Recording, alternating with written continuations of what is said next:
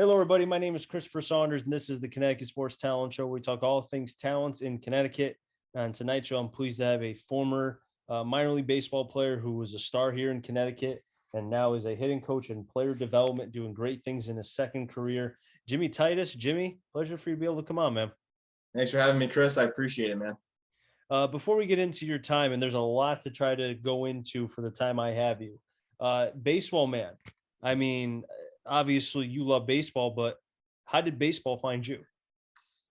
I mean, that's a long story. I'd say like from the moment that I could remember being conscious, like being outside my backyard at like 5 years old, always had a bat in my hand, always loved playing baseball. I mean, growing up, I played soccer and basketball as well, but it was never the same. Never felt as comfortable as baseball was to me, and really it was my first love, and for a long time my only love. Just everything that I wanted to do was just be a baseball player. I wanted to go as far as I could, and luckily I did make it pretty far, farther than a lot of people, and I'm very grateful for my journey, very grateful that I got to experience what I did. And now it's brought me to a place where I kind of can be within the game for the rest of my life if I really wanted to. Opened up a lot of doors, made a lot of relationships. So right now I'm just enjoying my time as someone who's retired, I guess you could say, at 24 from my first career, which is kind of crazy, but I'm loving doing the player development and helping guys out, just trying to be a mentor and really giving back. After I had a lot of good things happen to me in my career. So Talk about kind of your upbringing, man, as far as, the town you grew up in, playing baseball there. How was that? yeah, so I grew up in Stafford, Connecticut. So one of the smaller towns in Connecticut, I'd say, by population at least. But there were a bunch of guys around my age that really took it seriously and really loved it. One of my best friends in the world, Josh Simpson, he's in AAA right now with the Marlins as a left-handed pitcher.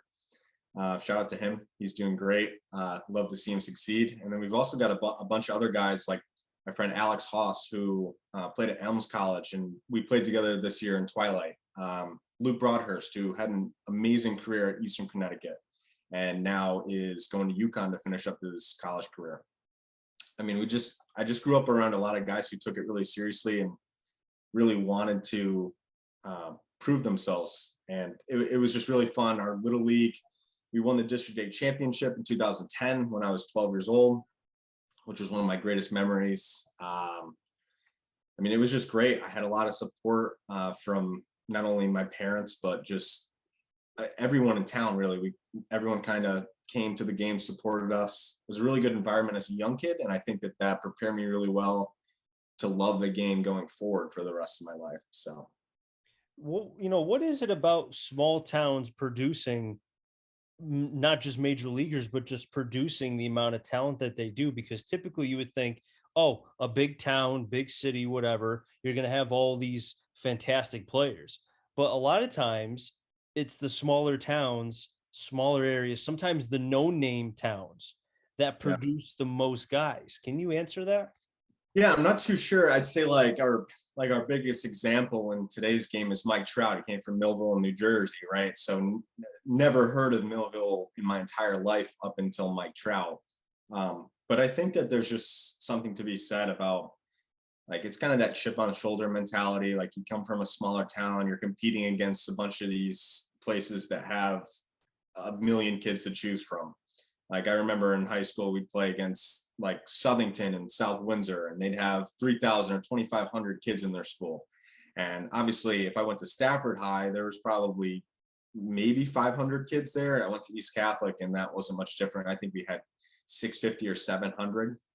So kind of just always knowing that, yeah, we come from a smaller pond, but we want to make sure that we're, known that it's known that we can compete with those guys. And I think, yeah, I took a lot of pride in being from Stafford and being from a small town, being from Connecticut, just in general. I'd say once I got to like the high school circuit, when I played with the Evo Shield Canes, now Canes National, like I came from the smallest town. I came from the Northeast, not a whole lot of guys down there were from the Northeast. I think it's just in general, like you just have that chip on your shoulder. You just want to prove yourself day in and day out. So You talk about East Catholic, and they're only less than 2 years from winning their championship. Mazzucato was a big reason for that. You and I were talking about that, and I'm sure we'll mention him at some point during this interview. They really have produced from when you were there, even after. They've really, not just Division I guys, but just all around good baseball players. What is it about the program that gets these ball players not just ready for the next level, but to showcase them to so many people and coaches, not just in Connecticut, but all over the country? yeah, I mean, I think it really stems from Coach Fiore at East Catholic. I think that he's just one of the best people in high school baseball in Connecticut. I think that he consistently goes out of his way to do everything that he can for his guys. He just really cares about us. He cares about the guys that he coaches. He kind of laid the groundwork for us very early on. Like in my high school experience, one of the things we did was we went over the flight plan. That was the big thing for us. And that was kind of what we needed to do to prepare for whether it was freshman baseball, JV baseball, varsity baseball. We had all the guys on the team. Like when I got there, there were a few seniors, there were a bunch of sophomores. So it was just like you could learn from everyone right away. It wasn't like we just walked into tryouts on March 1st or whatever it was and just said, hey, there you go. It was kind of like we knew who wanted to play baseball. We knew like who was really dedicated to it. So we would always meet up before everything happened. And it was just good to get that relationship developed early before we kind of got out onto the field so that it was an easier transition, especially for a school like East Catholic. You've got kids from all over the place. I mean, I drove 30 minutes a day to get to school, right? We've got guys from Stafford, we've got guys from Manchester, East Hartford, South Windsor, whatever it may be. So not really growing up with a lot of these guys, it was super important for us to kind of get together early and kind of get after it together as a cohesive unit. And I think that Coach Fiore did a great job of kind of laying the groundwork for us and letting us kind of develop relationships, because I think it made my experience that much better. I think especially like that 2016 and 2015 class that we had over at East Catholic was just one of the best teams I've ever been a part of. I remember my junior year when those guys were seniors, at 14 seniors that were committed to playing college. And when you have 14 guys, you've only got 9 on the field, and one of them was me, and then another one was one of our sophomores who ended up playing at Sacred Heart. So like it was hard for 14 guys who were committed to actually get onto the field. And I mean, that's a good problem to have.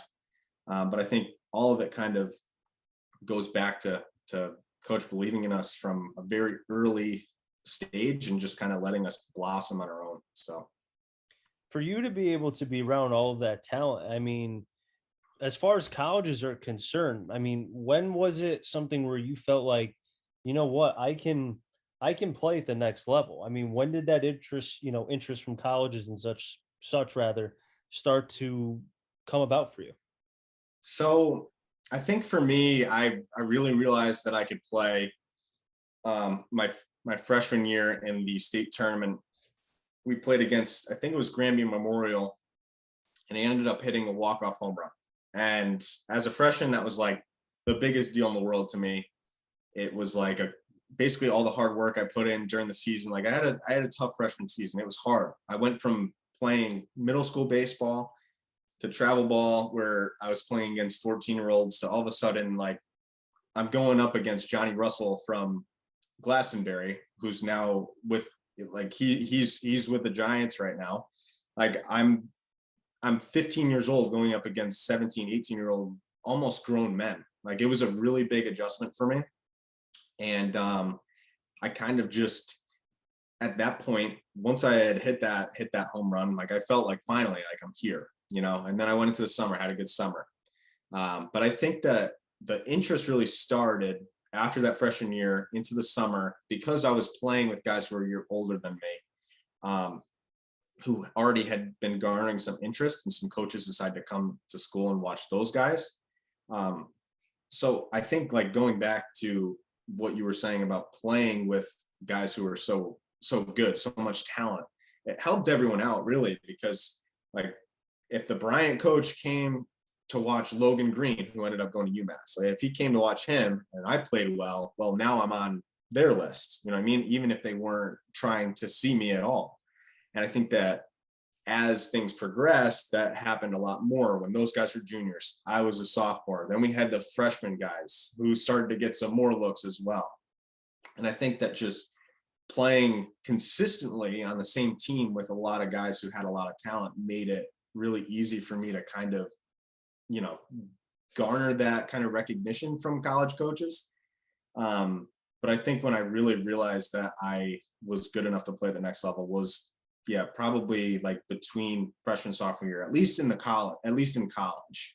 And then as things progressed, I was thinking further, like Division 1, and then I'm thinking I want to play pro ball, that kind of thing. But it definitely was like an evolution of things, like as the years progressed. It really goes to show that even if, you feel like you're not being, I don't mean this in a weird way, but you feel like you're not being washed when you're playing, you Mhm. are. Oh, And all the time. even, yeah, exactly. And even if there's somebody watching somebody else, well, you go 4 for 4, or you strike out the side 4 out of 5 innings, or whatever the case may Yeah, be.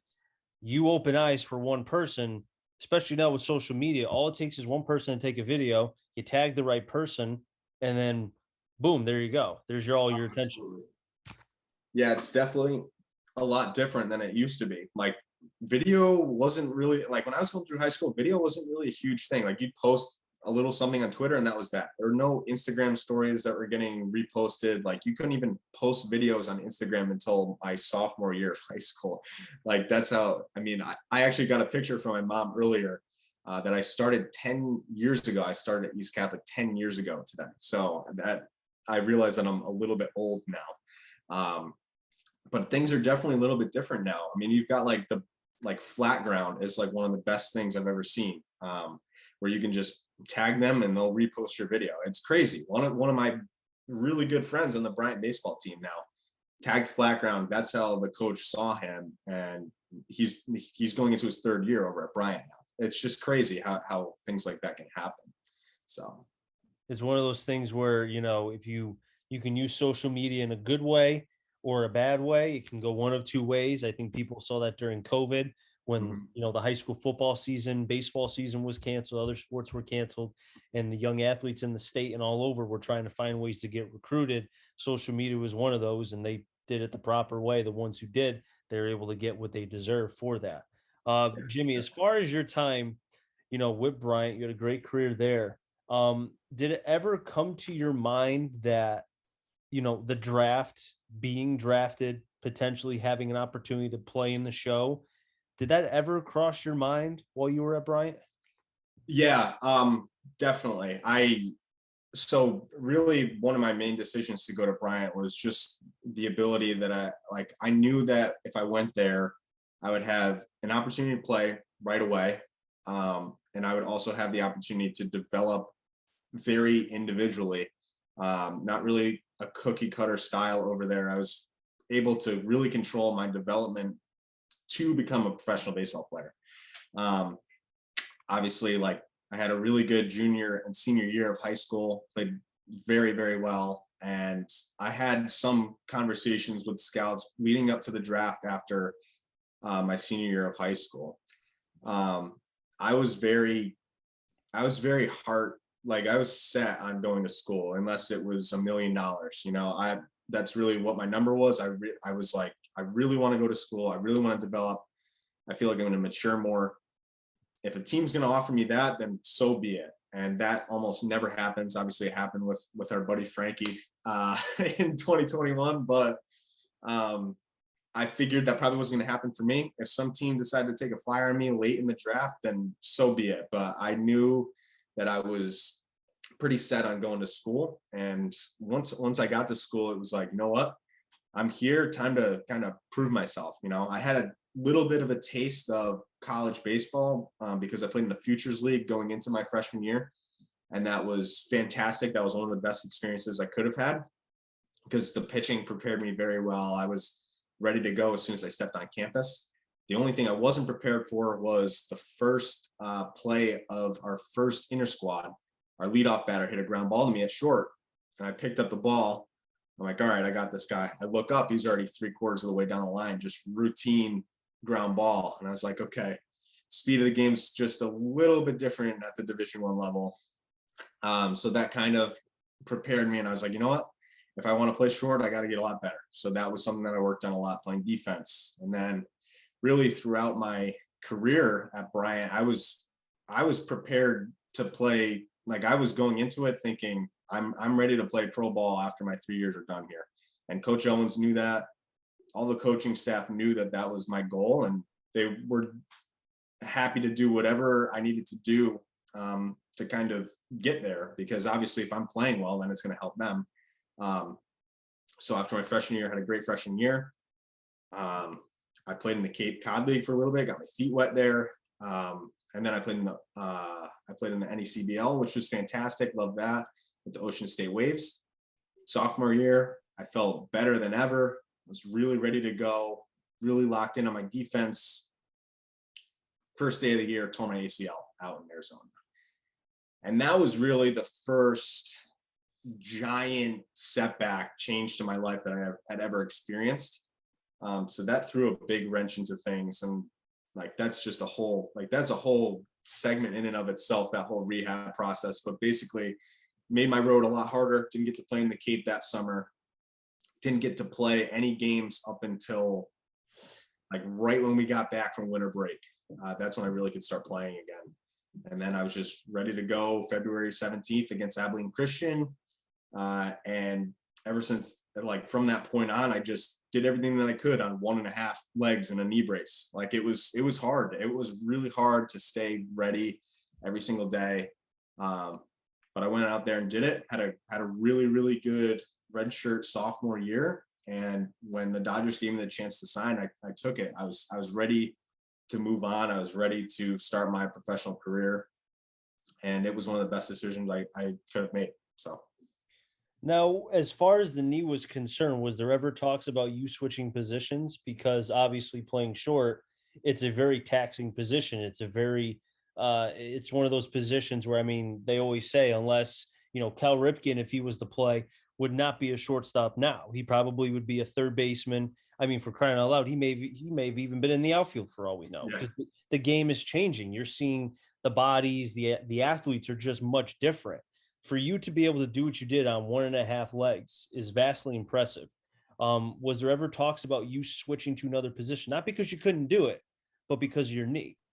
Yeah, I mean, when I was going through my rehab process, it was definitely something that the coaches kind of left up to me to decide whether or not I wanted to continue playing short, or if I'd feel more comfortable at third or second base.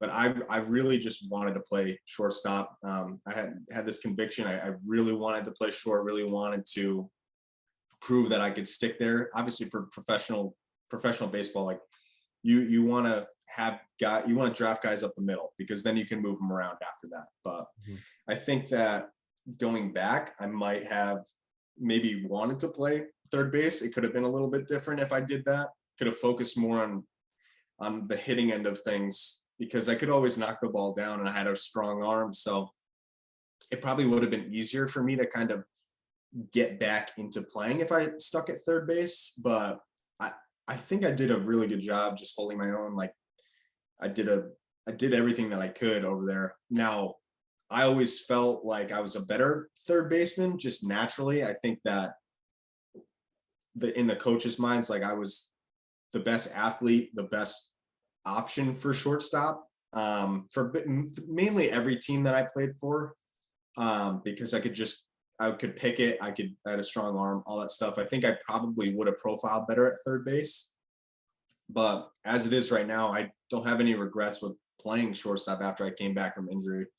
It definitely made it a little bit more difficult. But but I still like I had a great time. It was so good just to be back out there. I didn't really they could have stuck me in right field for all I cared, but it's no big deal to me. I'm happy that I did it. So I mentioned the height too of Cal Ripken, and now that I said that, I'm thinking of the shortstop for the Pirates, O'Neill Cruz. He's like 7 feet tall, and he's got a hose. I yep. mean, a hose upon a hose. You know, It's crazy. You've got some absolute freak athletes in MLB. I mean, obviously O'Neill Cruz. You got Aaron Judge, who's having an MVP year, and then you've got guys like Mookie Betts, who could probably stand next to me and not look. I mean, he wouldn't really look that much different than me, And he's like probably the top 3, top 5 player in MLB every single year. So it's like I love baseball because there's so much variance between the actual physical stature of these athletes. So exactly, because you think about, cheating aside, Jose Altuve, who is 5 foot nothing, and then you got Aaron Judge, 7 feet tall. Both I hope, hopefully cheating aside, can both do the same thing as far as yeah, being able to produce. exactly. Yeah, You it's know, cheating aside, yeah, definitely able to produce at the highest level that you possibly can. So I mean, you got to give them credit where credit's due. So you have to. And Jimmy, I really appreciate you coming on. Real quick before I let you go, when you were in the minor leagues, was there any sort of player that kind of really just made you just your mouth drop like, holy crap, that dude is something else? Was there any one player in particular before I let you go? I mean, there were a few. I will say, so when I was with the Dodgers, this kid Andy Pages, got to play rookie ball with him. I'm not sure what number prospect he is, but he's whatever it is, he's under the radar because he throws 100 miles per hour from the outfield and hit the ball 450 feet.